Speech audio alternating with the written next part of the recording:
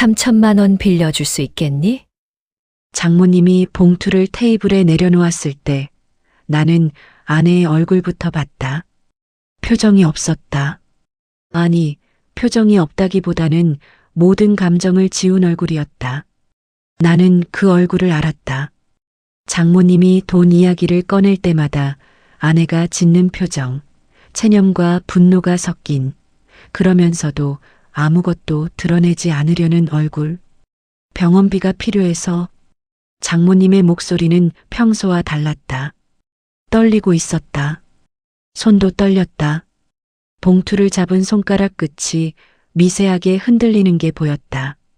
나는 커피잔을 들었다가 다시 내려놓았다.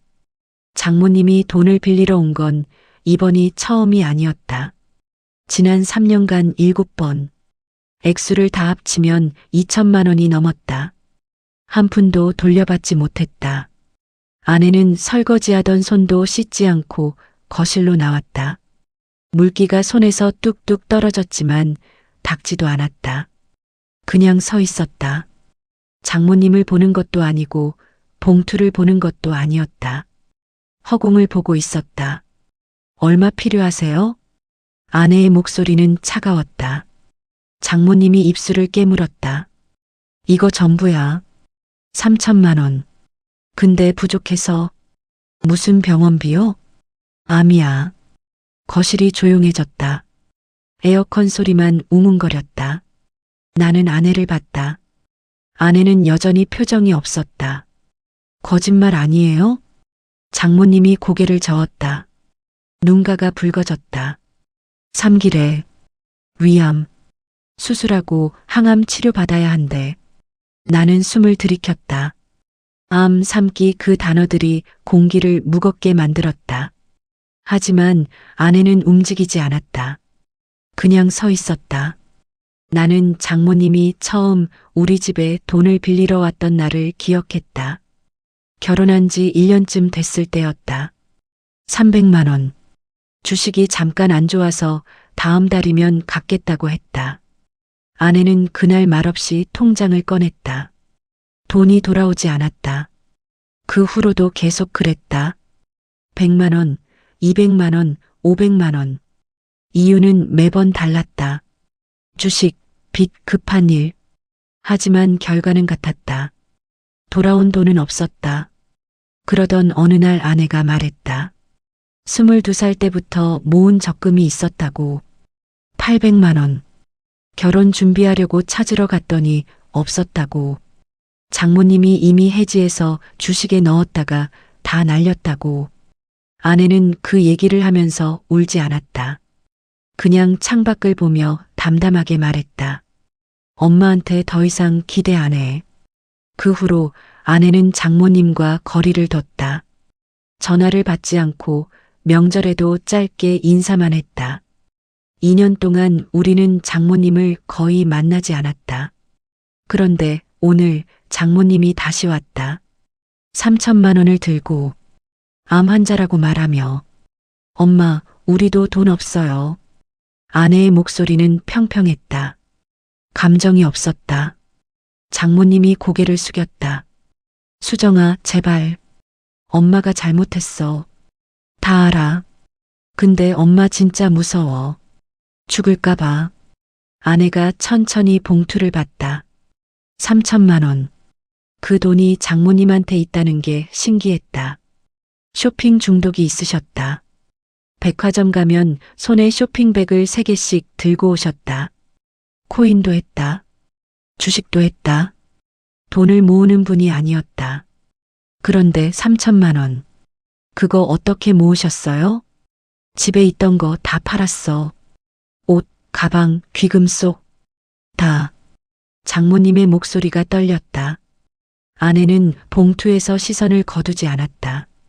수술비 얼마예요? 6천만 원 정도. 이거 가지고는 부족해. 아내가 고개를 끄덕였다. 그리고 나를 봤다.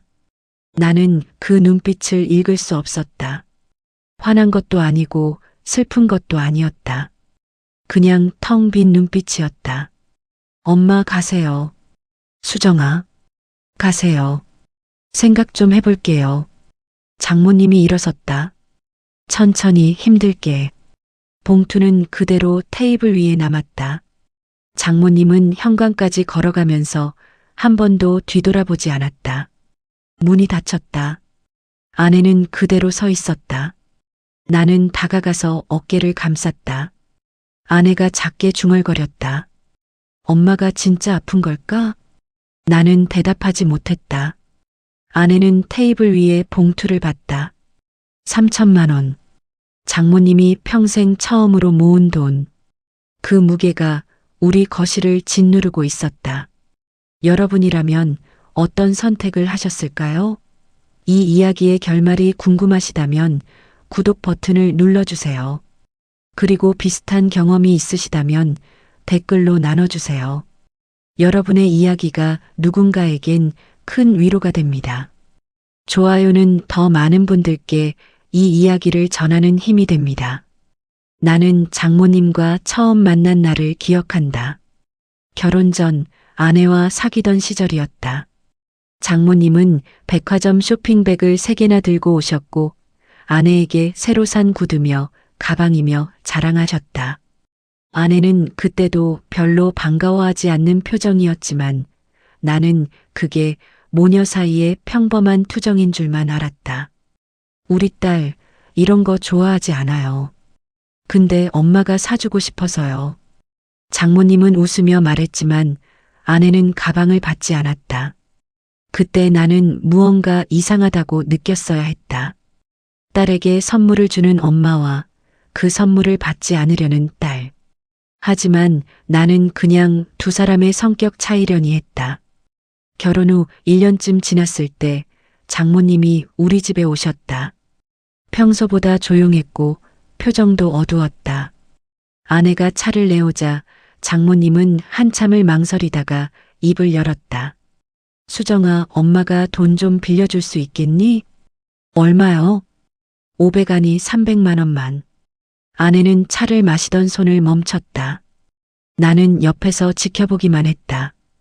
장모님은 급하게 말을 이었다. 주식이 좀 안 좋아져서 곧 회복되면 바로 갚을게. 주식이요?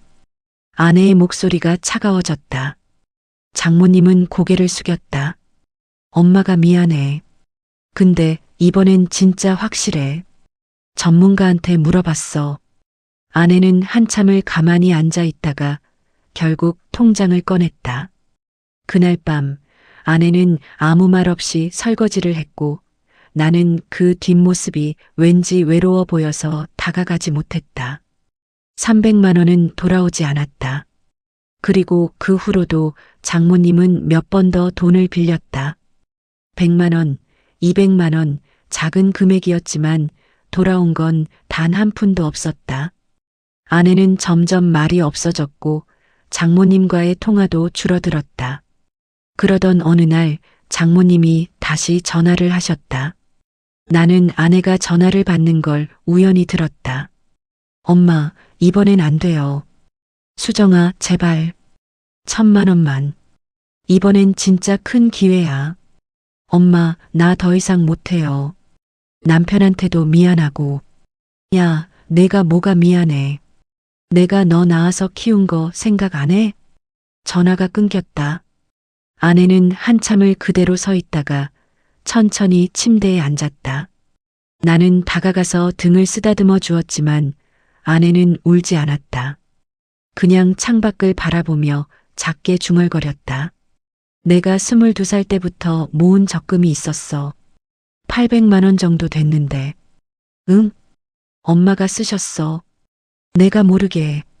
나는 할 말을 잃었다. 아내는 여전히 창밖을 보고 있었다. 22살 때 나 처음으로 적금 시작했거든. 한 달에 20만 원씩. 당시 내 월급이 100만 원 조금 넘었으니까 진짜 빠듯하게 모은 거야. 엄마한테 통장 맡겨달라고 해서 나도 믿고 맡겼고. 아내의 목소리는 담담했지만 그 안에는 무언가 깨진 것 같은 느낌이 있었다. 근데 결혼 준비하면서 적금 찾으러 갔더니 없더라. 엄마가 벌써 다 해지했대. 주식에 넣었다가 날렸다고. 그걸 언제 알았어? 결혼 한 달 전에. 나는 아무 말도 할 수 없었다. 아내는 작게 웃었다. 엄마가 울면서 빌더라. 다시 모아주겠다고. 근데 지금까지 한 푼도 못 받았어. 그날 이후로 아내는 장모님과 거리를 두기 시작했다. 전화를 받지 않고 명절에도 짧게 인사만 하고 돌아왔다. 장모님은 몇 번 찾아오셨지만 아내는 문을 열어주지 않았다. 나는 중간에서 어찌할 바를 몰랐다. 당신 엄마니까 당신이 알아서 해. 아내가 내게 한 말이었다. 차갑게 들릴 수도 있었지만 나는 그 말 속에 담긴 상처를 알았다. 아내는 장모님을 미워하는 게 아니라 더 이상 실망하고 싶지 않은 것뿐이었다. 그렇게 2년이 흘렀다. 장모님과 아내는 거의 연락을 하지 않았고 나도 장모님을 1년에 한두 번 정도 뵐 뿐이었다. 그런데 오늘 장모님이 예고도 없이 우리 집에 오셨다. 검은색 쇼핑백을 들고 평소와는 다른 표정으로 3천만 원이 왜 필요하세요? 아내가 물었다. 장모님은 입술을 깨물었다. 병원비야. 암 판정 받았어. 거실이 조용해졌다. 나는 아내를 봤다. 아내의 얼굴에는 아무 표정도 없었다. 장모님은 계속 말을 이었다. 3기래. 수술하고 항암 치료 받아야 한대. 근데 돈이 부족해서. 그래서 우리한테 빌리러 오셨어요? 아니, 빌리는 게 아니라 내가 가진 거 전부야. 이것밖에 없어. 근데 부족해서 너희가 좀 보태줄 수 있을까 해서. 아내는 봉투를 보지도 않았다. 우리도 돈 없어요. 수정아, 제발. 엄마, 우리 정말 없어요. 집 대출도 있고 당신도 알잖아요. 장모님의 눈에 눈물이 고였다. 나는 뭐라도 말해야 할 것 같았지만 입이 떨어지지 않았다. 장모님은 떨리는 손으로 봉투를 다시 집어들었다. 그래, 미안해. 엄마가 잘못했어. 근데 엄마 진짜 무서워. 죽을까봐. 아내는 여전히 표정이 없었다. 병원은 어디 다니세요? 서울대병원. 언제부터요? 2달 전부터. 아내가 고개를 끄덕였다. 알겠어요. 가세요. 장모님은 일어서지 못했다. 한참을 그대로 앉아 있다가 결국 천천히 몸을 일으켰다. 나는 현관까지 따라갔다. 장모님은 신발을 신으면서 작게 중얼거렸다. 내가 너무 못됐지. 나는 대답하지 못했다. 장모님이 나가고 현관문이 닫혔다. 나는 거실로 돌아왔다. 아내는 그대로 소파에 앉아 있었다. 괜찮아? 응. 정말? 응. 아내는 일어나서 다시 주방으로 갔다. 설거지를 마저 하기 시작했다. 나는 그 뒷모습을 보면서 무언가 잘못됐다는 걸 느꼈다. 하지만 뭐라고 말해야 할지 몰랐다. 그날 밤 아내는 평소처럼 잠들었다. 나는 옆에서 뒤척이다가 결국 거실로 나왔다. 장모님의 얼굴이 자꾸 떠올랐다. 눈물, 떨리는 손, 그리고 죽을까봐 무섭다는 말. 다음 날 아침 아내는 평소처럼 출근 준비를 했다. 커피를 마시고 화장을 하고 가방을 챙겼다. 나는 말을 꺼내야 할지 말지 고민하다가 결국 물었다. 어머니 병원 확인해 봐야 하는 거 아니야? 아내가 립스틱을 바르다 멈췄다. 왜? 그냥 혹시 거짓말이면? 엄마가 그런 거짓말까지 할까? 모르지. 확인해 보는 게. 아내는 립스틱을 내려놓고 나를 봤다. 당신이 확인하고 싶으면 해. 나는 안 할 거야. 그리고 현관문이 닫혔다. 나는 혼자 남아서 한참을 생각했다. 장모님이 정말 아픈 걸까? 아니면 또 돈을 구하려는 거짓말일까? 하지만 그 눈물은 진짜 같았다. 떨리는 손도 무서워하는 표정도. 나는 결국 장모님께 전화를 걸었다.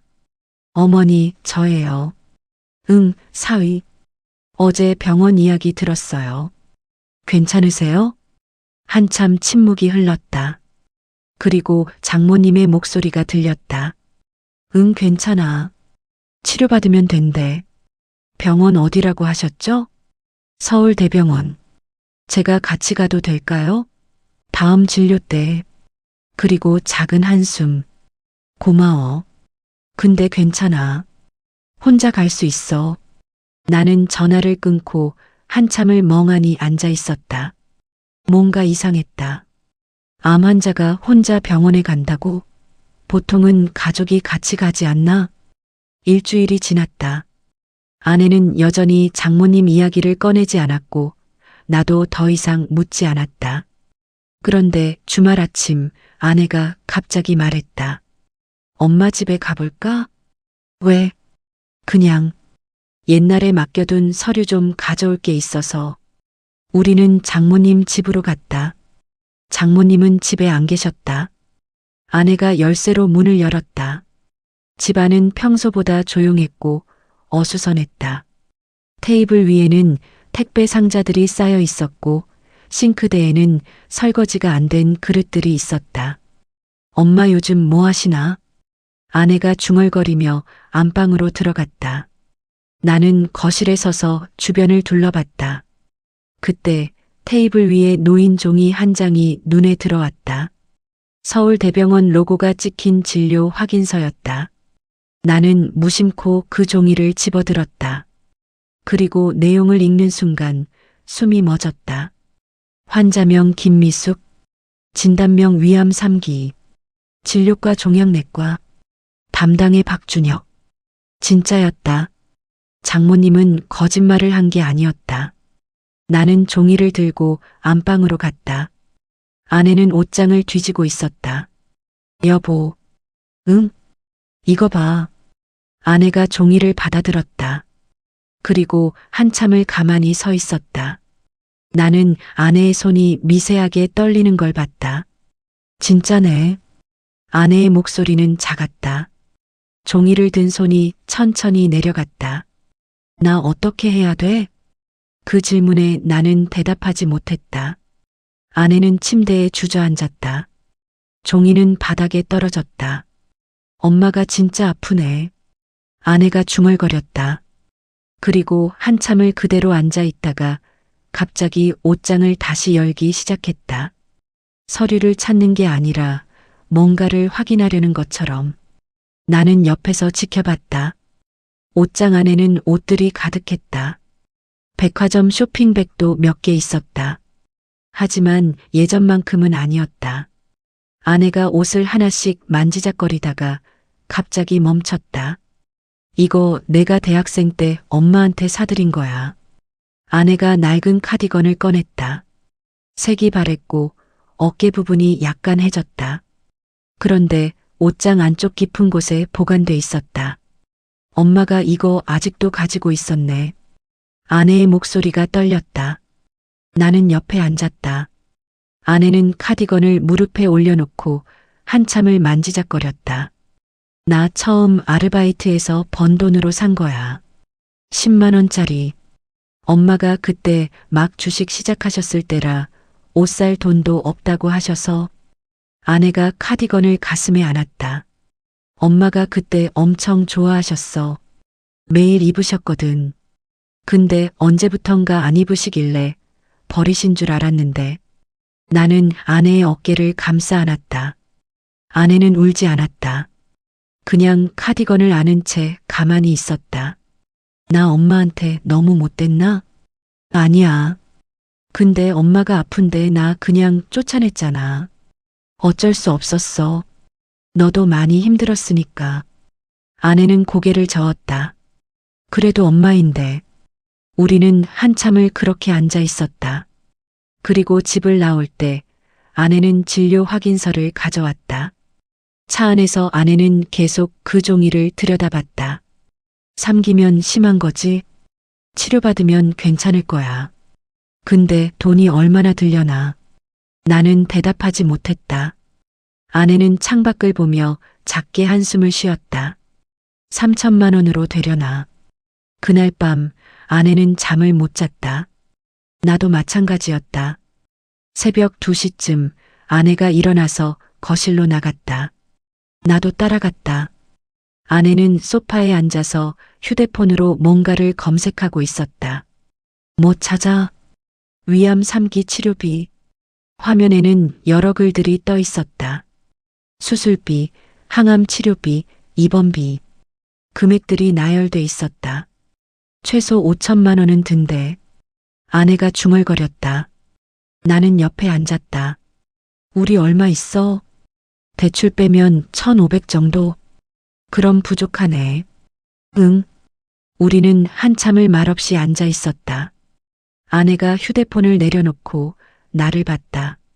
나 엄마 도와줘야 할까? 내 마음대로 해. 근데 엄마가 나한테 한 거 생각하면. 그래도 내 엄마잖아. 아내는 고개를 숙였다. 한참을 그러다가 작게 말했다. 나 진짜 모르겠어.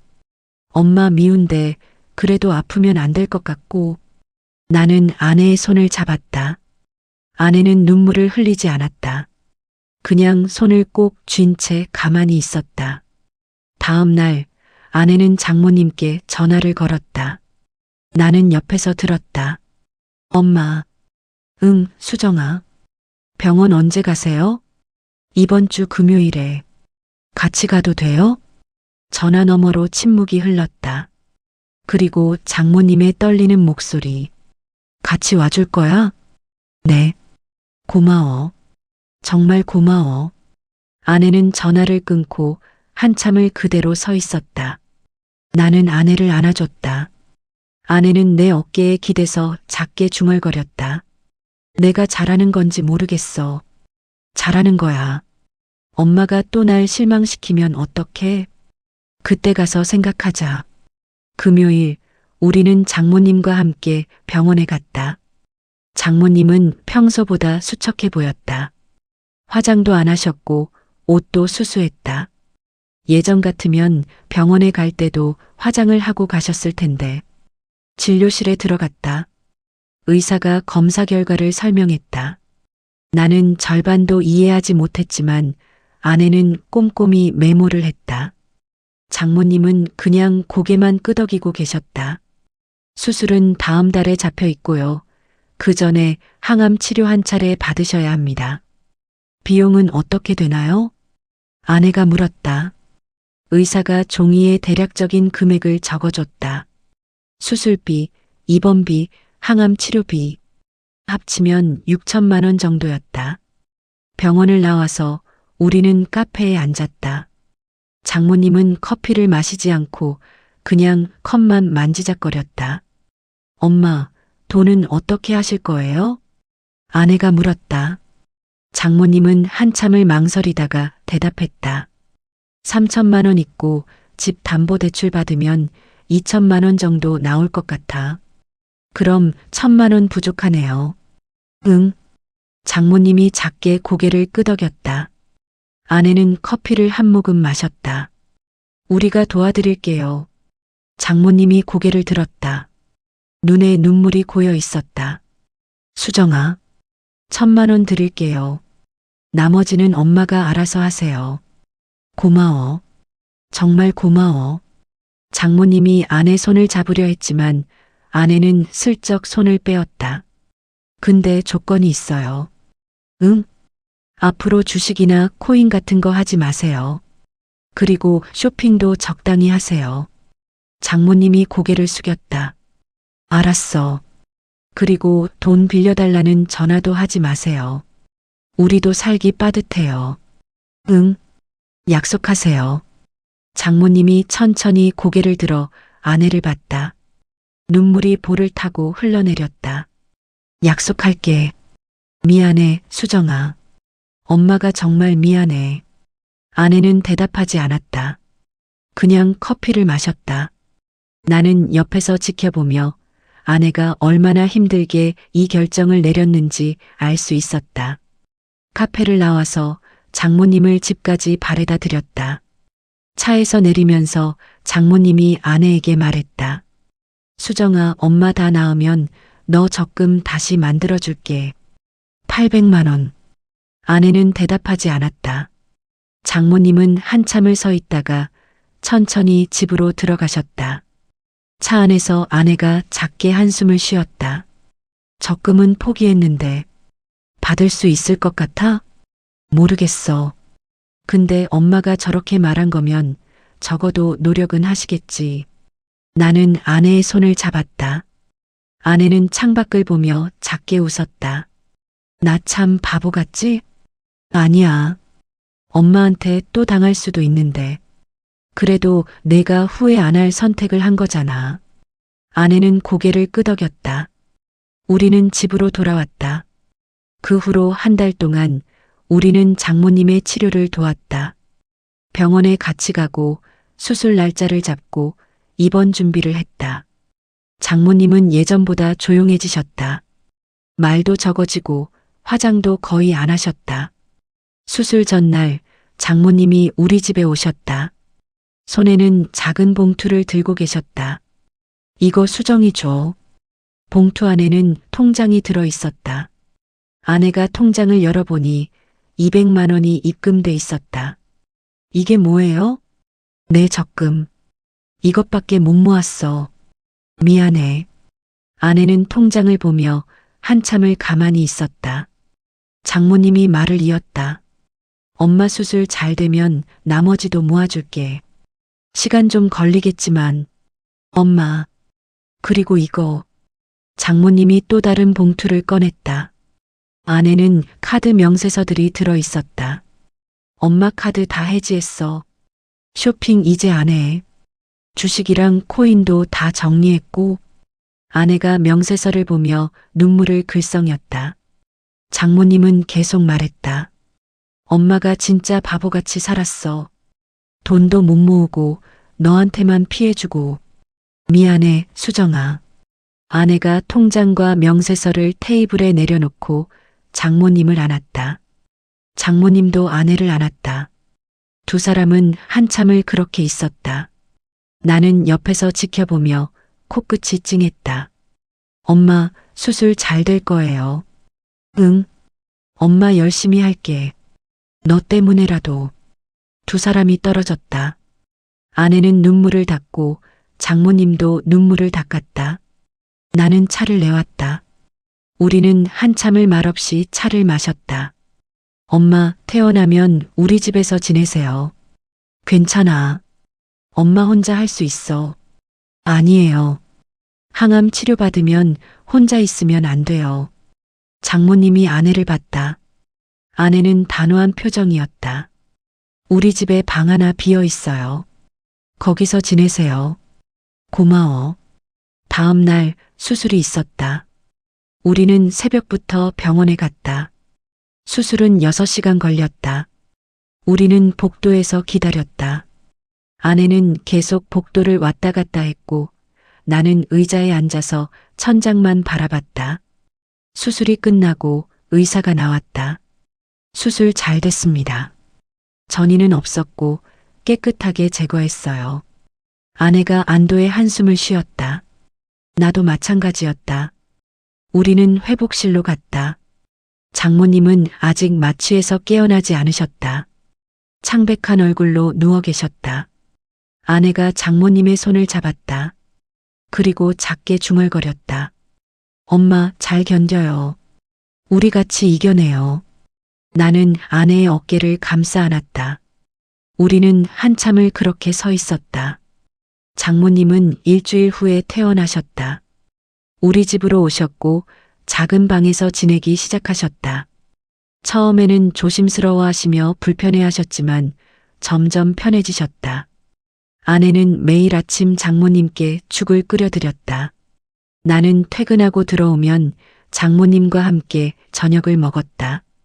장모님은 예전처럼 많이 말씀하지 않으셨다. 그냥 조용히 식사를 하시고 조용히 방으로 들어가셨다. 한 달쯤 지났을 때 항암 치료가 시작됐다. 장모님은 많이 힘들어 하셨다. 머리카락이 빠지고 식욕도 없어졌다. 하지만 불평은 하지 않으셨다. 어느 날 저녁 나는 장모님 방 앞을 지나다가 문틈으로 작은 소리를 들었다. 미안해, 수정아. 엄마가 정말 미안해. 장모님이 혼자 중얼거리고 계셨다. 나는 가만히 문 앞에 서 있었다. 엄마가 바보같이 살아서 너한테만 피해줬어. 이제라도 정신 차려야 하는데. 나는 조용히 자리를 떴다. 거실로 가서 아내에게 말했다. 어머니 많이 힘들어 하시는 것 같아. 알아. 나도 들었어. 괜찮아? 응. 엄마가 저렇게라도 반성하시는 게 다행이야. 아내는 설거지를 하며 작게 웃었다. 엄마가 변할 수 있을까? 모르겠어. 근데 적어도 노력은 하시잖아. 그러게. 우리는 말없이 설거지를 마쳤다. 석 달이 지났다. 장모님은 항암 치료를 잘 견뎌내셨다. 의사는 예후가 좋다고 했다. 장모님은 조금씩 기력을 회복하셨고 얼굴에도 생기가 돌기 시작했다. 어느 주말 장모님이 부엌에 나오셨다. 아내가 설거지를 하고 있었다. 수정아, 내가 할게. 괜찮아요, 엄마. 아니야. 엄마가 해. 너 쉬어. 장모님이 아내를 밀어내고 설거지를 시작하셨다. 아내는 옆에서 어색하게 서 있었다. 나는 거실에서 그 모습을 봤다. 엄마, 무리하지 마세요. 괜찮아. 이것도 못하면 뭐해. 장모님은 설거지를 하시며 작게 웃으셨다. 아내도 옆에서 웃었다. 그 모습을 보며 나는 뭔가 달라졌다는 걸 느꼈다. 저녁을 먹고 우리는 거실에 모여 앉았다. 장모님이 입을 열었다. 나 이제 집으로 돌아가려고. 왜요? 여기서 더 지내세요. 아니야. 이제 괜찮아. 너희도 불편하잖아. 불편하지 않아요. 그래도 엄마 이제 혼자 할 수 있어. 아내가 잠시 망설이다가 고개를 끄덕였다. 알겠어요. 근데 주말마다 오세요. 같이 밥 먹어요.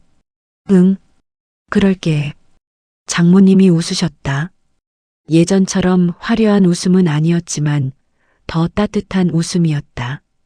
일주일 후 장모님은 집으로 돌아가셨다. 우리는 집까지 짐을 옮겨드렸다. 장모님은 집에 들어가시면서 주변을 둘러보셨다.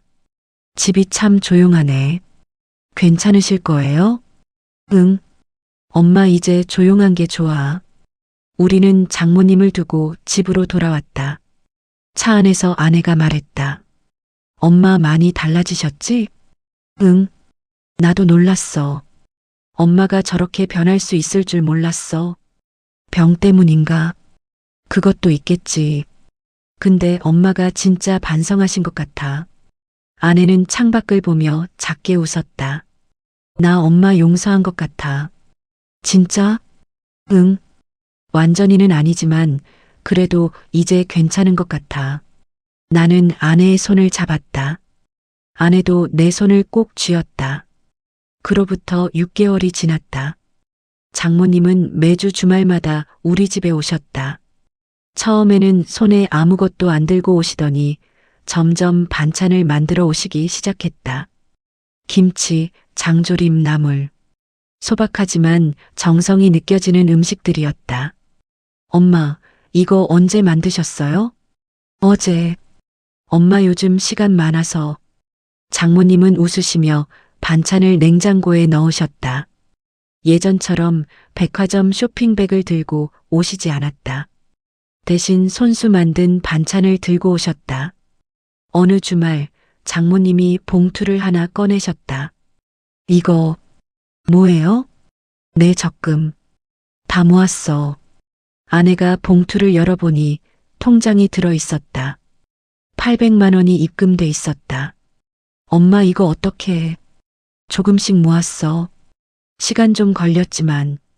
아내가 눈물을 글썽였다. 장모님은 아내의 손을 잡았다. 늦었지만 그래도 약속은 지켰어. 고마워요, 엄마. 미안해, 수정아. 엄마가 정말 미안해. 아내가 장모님을 안았다. 나는 옆에서 지켜보며 가슴이 뭉클했다.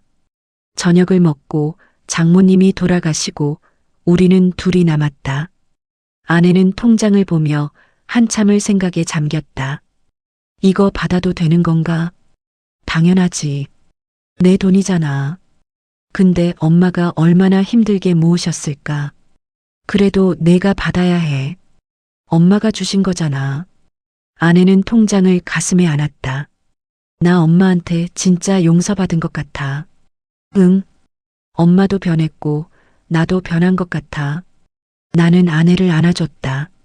아내는 내 어깨에 기대서 작게 중얼거렸다. 그때 엄마가 3천만 원 꺼냈을 때 나 진짜 화났었어. 또 돈 달라는 거라고 생각했거든.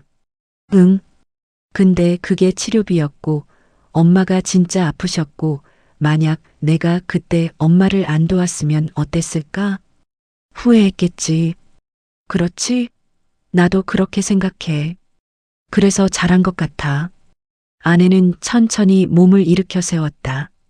당신한테도 고마워. 그때 같이 병원 가자고 해줘서. 별거 아니야. 아니야. 당신이 옆에서 도와줬으니까 내가 버틸 수 있었어. 나는 아내의 손을 잡았다. 우리는 한참을 그렇게 앉아 있었다. 1년이 지났다. 장모님은 완치 판정을 받으셨다. 정기 검진을 받아야 하지만 의사는 재발 가능성이 낮다고 했다. 장모님은 건강을 되찾으셨고 예전보다 더 활기차 보이셨다. 어느 일요일 장모님이 우리 집에 오셨다.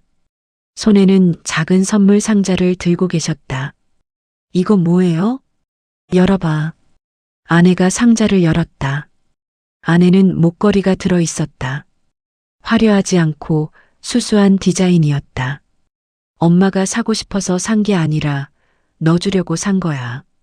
내 생일 선물. 엄마. 예전에는 엄마가 사고 싶은 것만 샀는데 이제는 내가 좋아할 것만 사려고. 아내가 목걸이를 목에 걸었다. 장모님이 웃으시며 말했다. 예쁘다. 고마워요, 엄마. 아니야. 엄마가 더 고마워. 너 덕분에 엄마 살았어. 우리는 함께 저녁을 먹었다. 장모님은 옛날 이야기를 하셨다. 아내가 어렸을 때, 처음 자전거를 배웠을 때, 대학 합격했을 때, 예전 같으면 쇼핑 이야기나 주식 이야기를 하셨겠지만 지금은 딸과의 추억을 이야기하셨다. 엄마, 요즘 뭐 하세요? 도서관 다녀. 책 읽고 사람들이랑 수다 떨고. 좋으시겠네요. 응. 엄마 요즘 행복해. 돈 쓰는 것보다 훨씬 재밌어. 장모님은 웃으시며 차를 마셨다. 나는 옆에서 지켜보며 장모님이 정말 변하셨다는 걸 느꼈다. 저녁을 먹고 장모님을 배웅했다. 차에 타시면서 장모님이 말했다. 수정아, 엄마 사랑해. 저도요, 엄마. 앞으로 엄마 절대 너한테 피해 안 줄게. 약속해. 알아요.